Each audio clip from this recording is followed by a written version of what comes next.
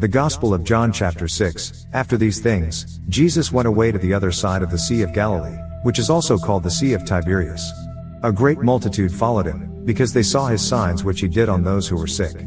Jesus went up into the mountain, and he sat there with his disciples. Now the Passover, the feast of the Jews, was at hand. Jesus therefore, lifting up his eyes and seeing that a great multitude was coming to him, said to Philip, "Where are we to buy bread, that these may eat?" He said this to test him, for he himself knew what he would do. Philip answered him, 200 denarii worth of bread is not sufficient for them, that every one of them may receive a little.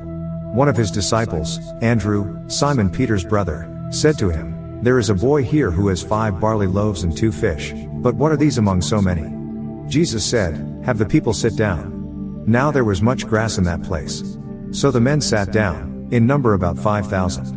Jesus took the loaves, and having given thanks, he distributed to the disciples, and the disciples to those who were sitting down, likewise also of the fish as much as they desired. When they were filled, he said to his disciples, "Gather up the broken pieces which are left over, that nothing be lost." So they gathered them up, and filled 12 baskets with broken pieces from the 5 barley loaves, which were left over by those who had eaten. When therefore the people saw the sign which Jesus did, they said, "This is truly the prophet who comes into the world." Jesus therefore, perceiving that they were about to come and take him by force to make him king, withdrew again to the mountain by himself. When evening came, his disciples went down to the sea. They entered into the boat, and were going over the sea to Capernaum. It was now dark, and Jesus had not come to them. The sea was tossed by a great wind blowing. When therefore they had rowed about 25 or 30 stadia, they saw Jesus walking on the sea and drawing near to the boat, and they were afraid. But he said to them, "It is I, don't be afraid." They were willing therefore to receive him into the boat. Immediately the boat was at the land where they were going. On the next day, the multitude that stood on the other side of the sea saw that there was no other boat there, except the one in which his disciples had embarked, and that Jesus hadn't entered with his disciples into the boat, but his disciples had gone away alone. However, boats from Tiberias came near to the place where they ate the bread after the Lord had given thanks. When the multitude therefore saw that Jesus wasn't there, nor his disciples, they themselves got into the boats and came to Capernaum, seeking Jesus. When they found him on the other side of the sea, they asked him, "Rabbi, when did you come here?" Jesus answered them, "Most certainly I tell you, you seek me, not because you saw signs, but because you ate of the loaves and were filled. Don't work for the food which perishes, but for the food which remains to eternal life, which the Son of Man will give to you. For God the Father has sealed him." They said therefore to him, "What must we do, that we may work the works of God?" Jesus answered them, "This is the work of God, that you believe in him whom he has sent." They said therefore to him, "What then do you do for a sign, that we may see and believe you? What work do you do? Our fathers ate the manna in the wilderness. As it is written, he gave them bread out of heaven to eat."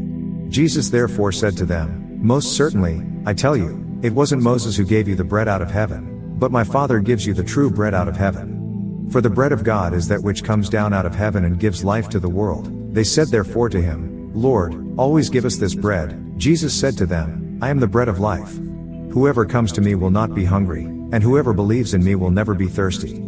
But I told you that you have seen me, and yet you don't believe.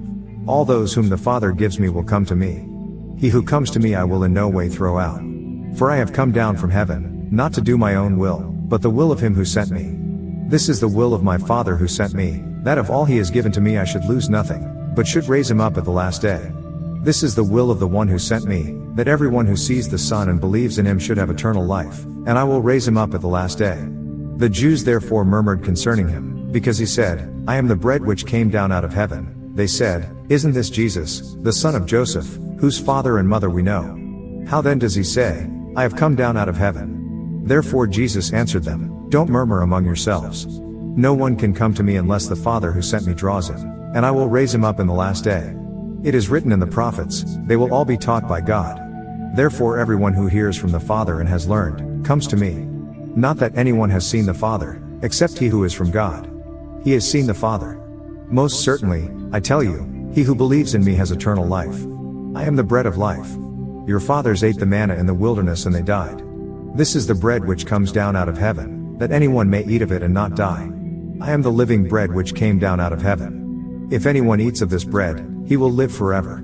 Yes, the bread which I will give for the life of the world is my flesh."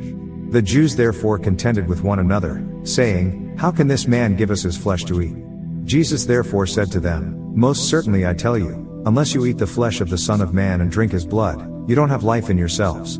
He who eats my flesh and drinks my blood has eternal life, and I will raise him up at the last day. For my flesh is food indeed, and my blood is drink indeed.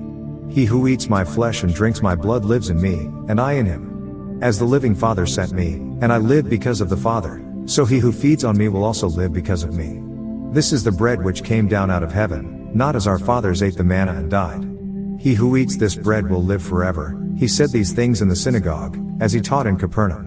Therefore many of his disciples, when they heard this, said, "This is a hard saying. Who can listen to it?" But Jesus, knowing in himself that his disciples murmured at this, said to them, "Does this cause you to stumble? Then what if you would see the Son of Man ascending to where he was before? It is the Spirit who gives life. The flesh profits nothing. The words that I speak to you are spirit, and are life. But there are some of you who don't believe." For Jesus knew from the beginning who they were who didn't believe, and who it was who would betray him. He said, "For this cause I have said to you that no one can come to me, unless it is given to him by my Father." At this, many of his disciples went back and walked no more with him.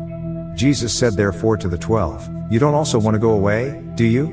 Simon Peter answered him, "Lord, to whom would we go? You have the words of eternal life. We have come to believe and know that you are the Christ, the Son of the living God." Jesus answered them, "Didn't I choose you, the 12, and one of you is a devil?" Now he spoke of Judas, the son of Simon Iscariot, for it was he who would betray him, being one of the 12.